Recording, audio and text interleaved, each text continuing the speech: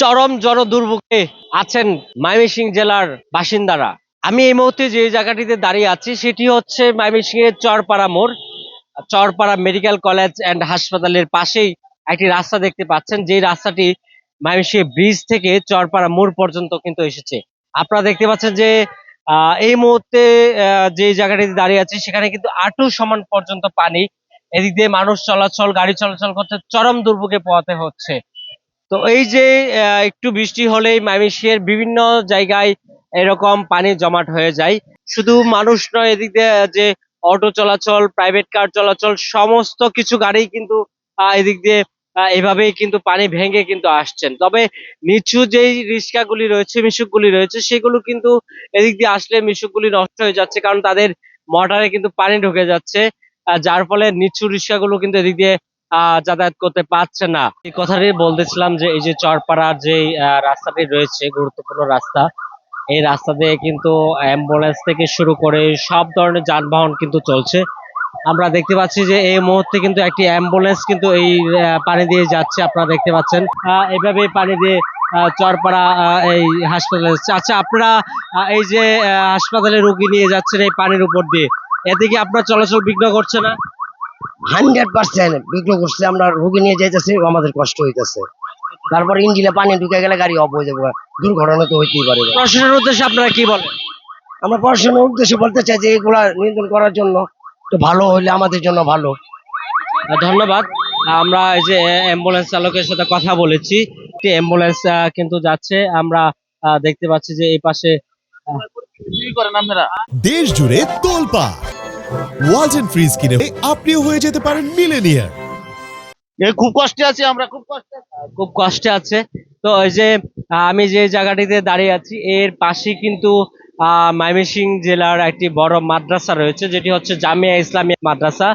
এই যে জামিয়া ইসলামিয়া মাদ্রাসার ভিতরেও কিন্তু আঁটু সমান পানি দেখতে পাচ্ছেন, যে মাদ্রাসার ভিতরেও আঁটু সমান পানি কিন্তু ঢুকে গিয়েছে।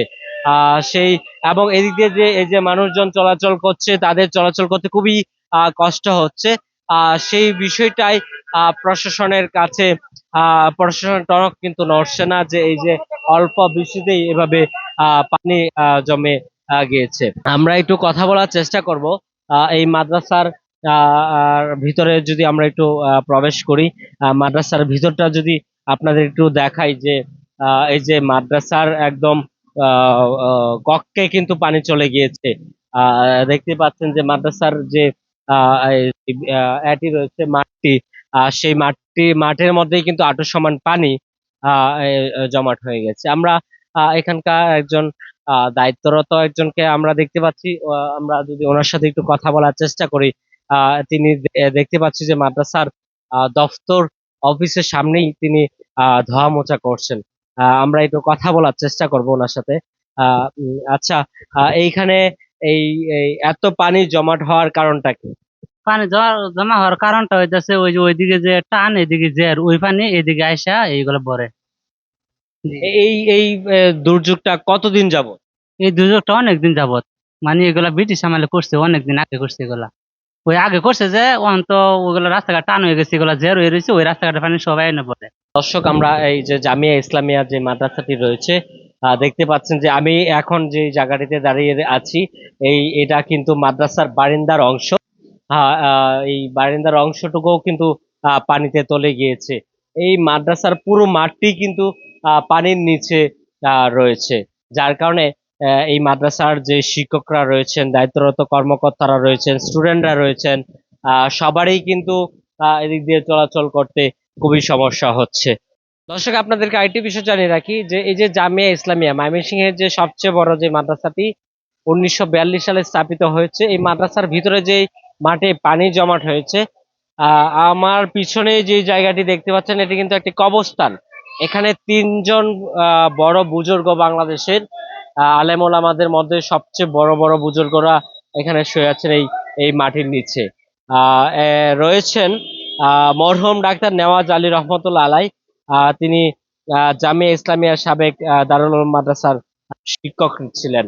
এবং রয়েছেন হচ্ছে যার কথা না বললেই নয়, হজরত আলহাজ হাফেজ হজরত মাওলানা আতাহার আলী সাহেব, যিনি যার জন্ম সিলেটে হয়েছিল, সিলেট থেকে সেই ময়মনসিংহে এসে এই মাদ্রাসার শিক্ষকতা করেছেন এবং এই মাদ্রাসা স্থাপিত করছেন, এবং এর পাশাপাশি ওনার কৃতিত্ব রয়েছেন কিশোরগঞ্জেও।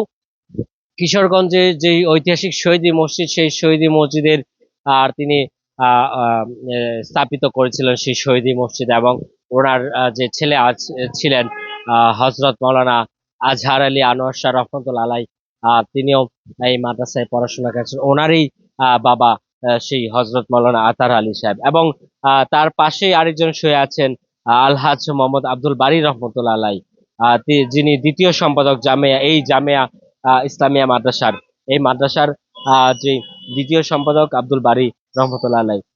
এবং এই যে তিনটি কবর এখানে পানির নিচে কিন্তু হাবুডুবু করছে, এই তিনটি কবরে একমাত্র এই ড্রেনের যে ব্যবস্থা খারাপ থাকার কারণে এবং এই রাস্তার নিচু থাকার কারণে, রাস্তা এবং এই মাদ্রাসার মাঠ লেভেল হয়ে যাওয়ার কারণেই কিন্তু এই অল্প বৃষ্টিতেই এখানে পানি জমাট হয়ে এই পরিস্থিতির সৃষ্টি হয়েছে। দেখতে পাচ্ছেন যে আমার হাঁটুর উপরে কিন্তু একদম পানি উঠে গিয়েছে।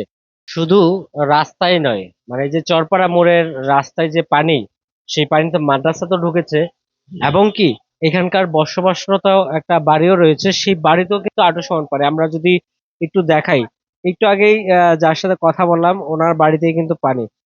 চাচা ভালো আছেন? আলহামদুলিল্লাহ, হ্যাঁ, ভালো আছেন? বহুত কষ্ট আছি পানিতে। হ্যাঁ, পানিতে খুব কষ্ট আছি। পানিতে? হ্যাঁ, এখানে এত পানি কেন?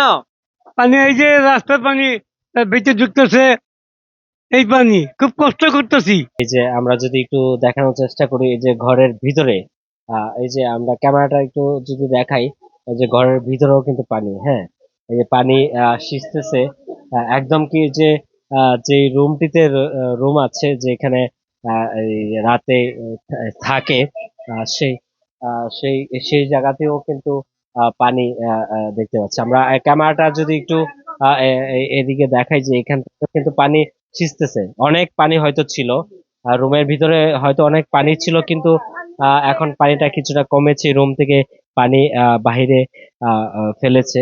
আমরা দেখতে পাচ্ছি যে এখানে রান্নাঘর থেকে শুরু করে সব জায়গায়, সব রুমেই কিন্তু পানি। ময়মনসিংহের চরপাড়ার এই চরম দুর্ভোগ থেকে সাধারণ মানুষ থেকে শুরু করে যারা গাড়ি নিয়ে চলাচল করছে, সবাই কিন্তু বলছে এই চরম দুর্ভোগ থেকে আমরা রেহাই পেতে চাই অতি দ্রুত। এখানকার যে জামিয়া ইসলামিয়া মাদ্রাসা রয়েছে, সেই মাদ্রাসার কর্মকর্তারা বলছেন যে আমরাও অতি দ্রুত এই এই বন্যার পানি থেকে, এই অল্প বৃষ্টির পানি থেকে, যে জমাট পানি হয়েছে সেই পানি থেকে রেহাই পেতে চাই। ময়মনসিংহের চরপাড়ার মোড় থেকে এস হোসেন আকাশ, BD24 লাইভ, চরপাড়া, ময়মনসিংহ।